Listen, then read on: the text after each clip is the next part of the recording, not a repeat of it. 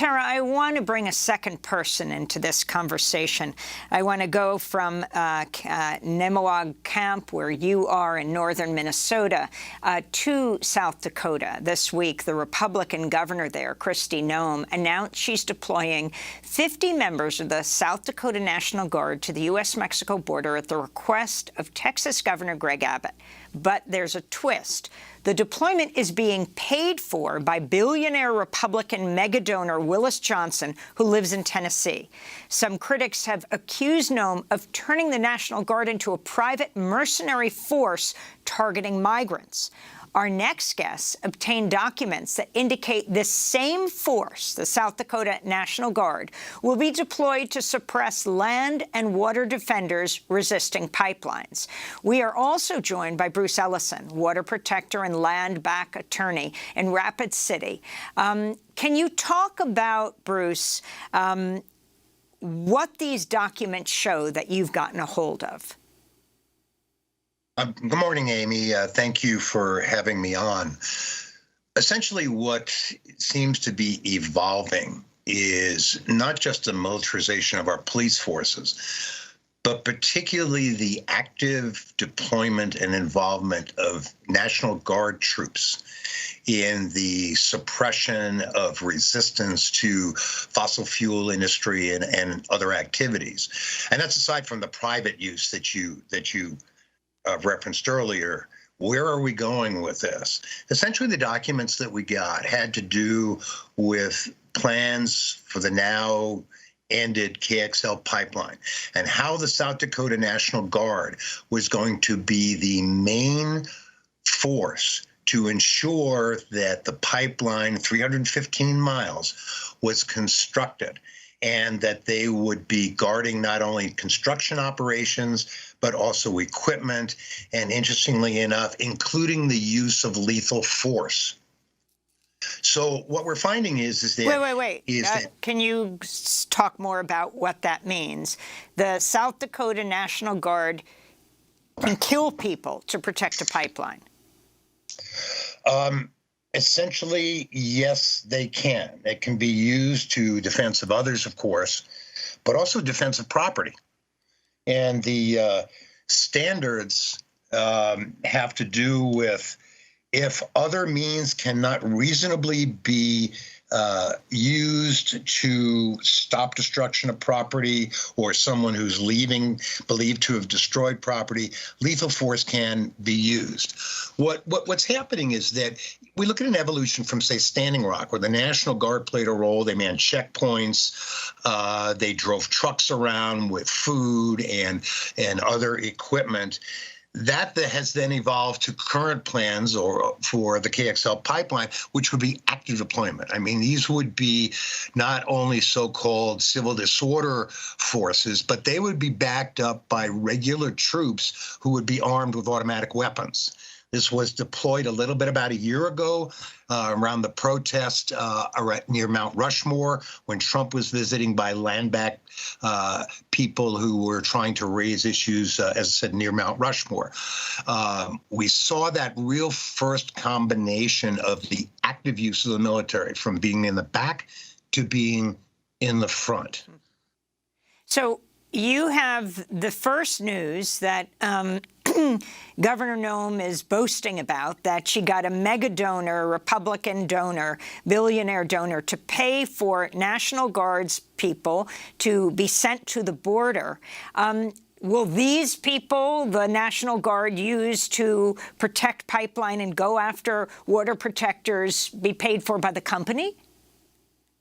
Well, that's an interesting question, because South Dakota established what they called a peace fund and had required TransCanada to put up to $20 million into this peace fund to be used for anything having to do with construction of the pipeline.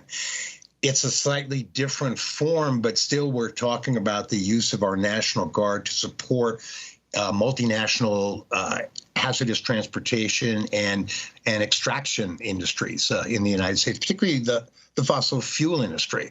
What's unique about the current situation with the private donor is, according to the Rapid City Journal, our local paper, he called up Kristi Noem and said, asked her if she wanted to send National Guard troops to the border because they have similar attitudes about brown and red people who are seeking asylum or who are refugees, and offered up to $1 million to help that happen for a 30 to a 60-day deployment. And there's discussion now about they're going to only be using volunteers. Who are the people within the Guard who are going to volunteer and want to go down on the border and engage in these kinds of actions to prevent people just seeking a better life or even their own survival? And so it's a very dangerous precedent. Right-wing agenda, privately funded use of our National Guard essentially as cheap mercenary troops. They're not even being paid what security contractors normally get, that $150,000 tax-free. They're being paid their normal minimum wage jobs, but they're working for a billionaire who has an agenda, like our governor, who has the same agenda. So from South Dakota up to northern Minnesota, Tara Hauska, is this the first you're hearing of this? Does it surprise you? And can you talk about not only the National Guard being used, but the role of U.S. Customs and Border Protection agents in dealing with the Line 3 water protector protesters? I have to say, I'm not super surprised. Actually, there was just a bill, H.R. 1374, the Energy Policy and Security Act, that just passed the House. And it essentially provides both a method for private actors, private industry, to directly work with states and create energy security policy. And it also provides federal funding for states to create energy security plans, specifically around critical infrastructure, which includes pipelines and extractive industry.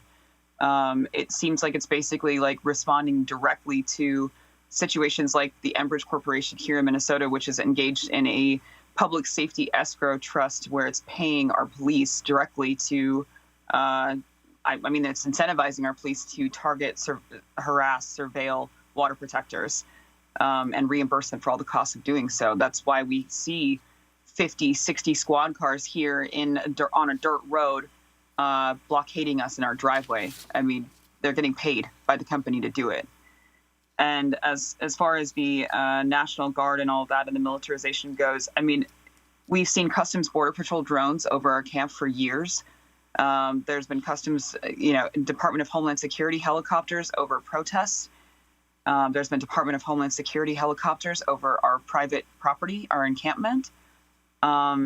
It's something where you're seeing a very concerted effort to surveil, harass, and target Indigenous-led movement.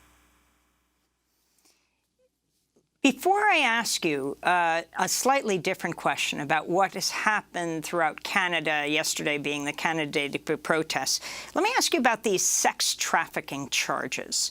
What do you know about them? 2 men working on the Enbridge Line 3 charged with sex trafficking.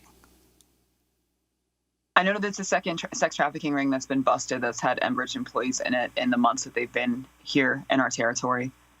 I know that we told and warned the state, we warned the governor and Lieutenant Governor Peggy Flanagan that this would happen, and it did.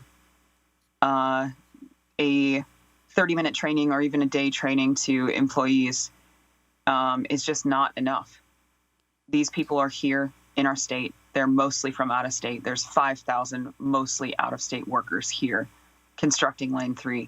They are growing increasingly aggressive. Actually, yesterday at the demonstration, one of the workers attempted to drive a vehicle running over protesters on site. These people are here to destroy the territory. They are not interested in developing relationships or being accountable to our communities because they're not. Finally, the protests all over Canada Thursday on Canada Day following the recent discovery of graves and remains of First Nations children at government-run schools. Tara, you are Ojibwe from the Cochiching First Nation. Can you talk about this? It is a gut punch that I think a lot of us already knew. But it's hard still to see those numbers and to know all those lives and all those generations that are missing, all those voices and people that belong to us that were taken by the residential schools and by the boarding school era. I mean, I think it's a very stark reminder of what we have to come to terms with in terms of looking at the treatment of Indigenous people, both by Canada and the United States and around the world, the attempts to eradicate us and the continued efforts to do so through out-of-home placement of children and destruction of our land, our territories, theft of so many different aspects of our people. Tara Haska, I want to thank you for being with us. That does it for our show. Indigenous lawyer and activist, founder of the Ginu Collective, and also Bruce Ellison, water protector and land back attorney. I'm Amy Goodman. Have a good weekend. Be safe.